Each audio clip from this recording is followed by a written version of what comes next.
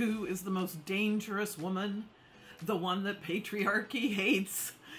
It's the woman who knows what she wants and needs and desires and isn't willing to put all that on the back burner while she helps everyone else around her get what they want and need and desire. I'm Brenda Florida, certified life coach, and I am here to claim with you today that you deserve to pursue your wants and desires. Is it selfish? Well, patriarchy would love for us to think so. Most religion would love for us to think so. But is it really? I say absolutely not, because when we put our wants and needs on the back burner, we are diminishing ourselves as a human being. And I don't think that that is ever the answer. Now, I'm not speaking in absolutes about these wants and needs. There's no one who's going to, well, hopefully not, always claim their needs are more important than somebody else, or their wants or their desires are more important than somebody else. I'm not talking about that. I'm talking about those of us, if you can relate to being a people pleaser. Maybe you saw that video a week or two ago on the channel. If not, go check that one out. Most all women, and it happens with men too, guys, just so you know, where we have been so conditioned to put ourselves in second place, to put those wants and needs and desires on the back burner, because our job is to help our kids, our spouses, the people we work with, help them succeed, help them, it's kind of the woman behind the man idea.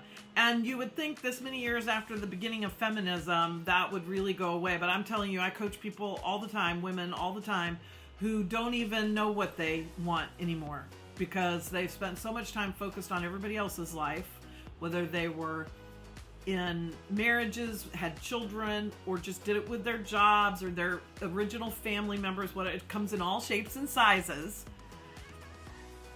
but they've forgotten what they even want and need. It's like they've lost touch with it because it hasn't mattered, and that is a form of diminishment. So recently, I've gotten back in the dating game. And so I also think about desire, in the bedroom. Like, that's a great place to explore your desires. And sometimes it's the only place people are getting those needs met. But I can tell you, as someone who's married to twice, I didn't get a lot of my desired needs met in the bedroom either. So anyway, I'm getting back in the dating game. And I picked up this memoir, and I'm going to read this because I don't want to get it wrong. It's called I'm Mostly Here to Enjoy Myself. I'll put this down in the comments or description. One Woman's Pursuit of Pleasure in Paris by a woman named Glynnis MacNicol. Hope I didn't botch your name up there, Glynnis. And it was so much fun. And she's just being very unapologetic. She's single. She goes to Paris for a month and is looking for men to give her what she wants in the bedroom, basically. And she's very unapologetic about it. And I loved it. It was just so liberating and freeing. And so one of the quotes from that book, again, I'm going to read it because I want to get it right, is she says, "I have become the very thing we are taught to fear. A woman unafraid of her own desires, freed from the expectation of asking permission to satisfy them even briefly. There's not a thread of shame." So I would love to know down in the comments, what's your own sort of relationship with this, with your own wants and needs and desires? Whether it's in the bedroom or out of the bedroom. Like, is it hard for you to give yourself permission to ask for what you need, to just sort of claim it, to unapologetically claim this is what you want and need? Do you even know? Like, so many women I've coached have forgotten what they want and need because nobody's cared, So they've lost track of it. Now, if you can relate to that, definitely let me know down in the comments, and let me just at least share with you that it is still inside of you. You have it in there. It's like it's buried under a million rugs, and we just have to start peeling back those rugs and you can find it, okay? But for many of us, it's more like, because of the cultural conditioning of patriarchy and the cultural conditioning of religion, making particularly women be in that sort of subservient role, that we're supposed to be the helpmates, that we're supposed to be, supporting and nurturing the family, that it happens there. It can definitely happen to men. As I've said, I've coached plenty of men who are people pleasers, but it's just different with men because of that dynamic of patriarchy. Men at least still get to be in the patriarchy, which is the top of the pile, So I'm here to really help liberate you wherever you're at in that journey of your own wants, needs, and desires. I have recently gotten back in the dating game. And so I've been experimenting for myself, because it's been a real learning curve for me too. I mean, I spent 16 years in a marriage where everything I wanted and needed was on the back burner. Nothing good was happening in the bedroom. I mean, except I did have 4 children. And then I got in a second marriage that was maybe slightly better, but not really. I didn't stay in it very long. And I've been single most of the last 20 years. I was in another relationship where I lived with a guy. So I've had my own progression of getting comfortable with claiming my own wants, needs, and priorities and desires, and letting them be a priority. To want to expect a man to be willing to prioritize my needs. Again, not 100% of the time. We're not in absolutes, but enough of the time that it makes us equals. I mean, that's what, to me, equality is that our needs are equally as important. So that doesn't mean when we disagree, you always get your way. That doesn't mean when you do something I don't like, it's always ends up being my fault again. That's what we call deflecting. That's a whole nother video.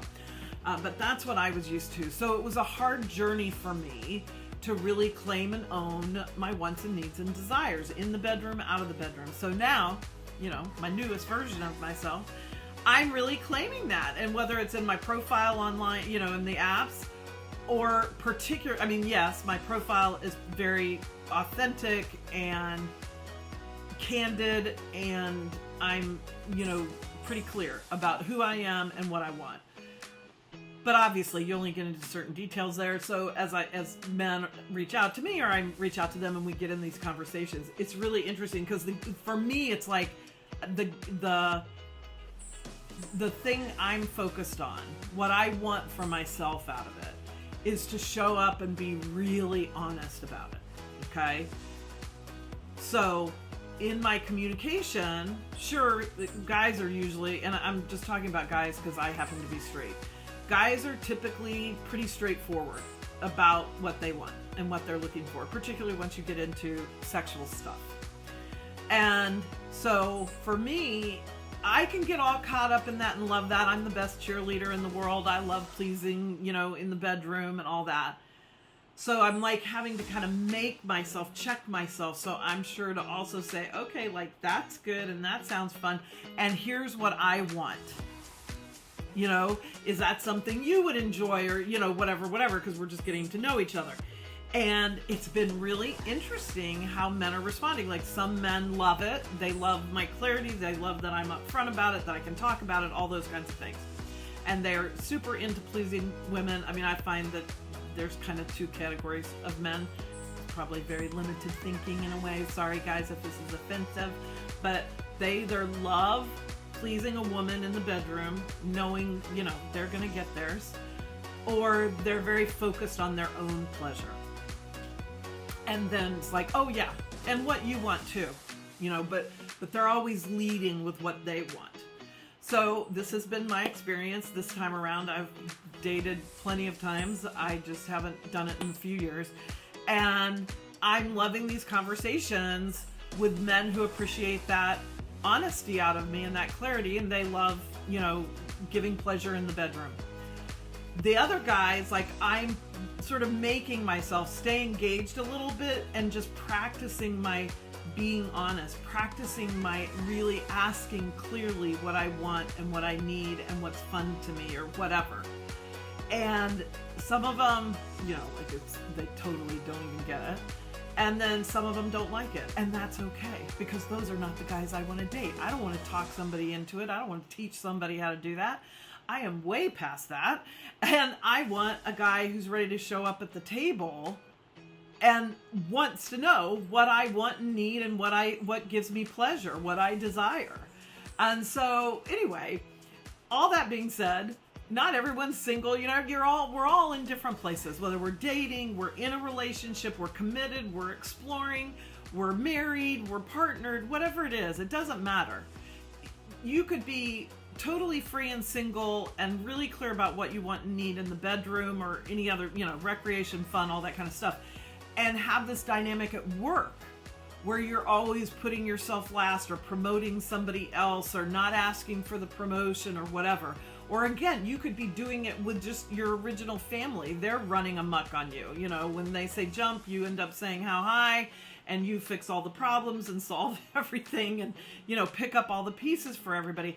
So we don't all have it across the board in every area of our lives, but I really want to encourage you to look at your life and see where you might be putting your own wants, needs, or desires on the back burner.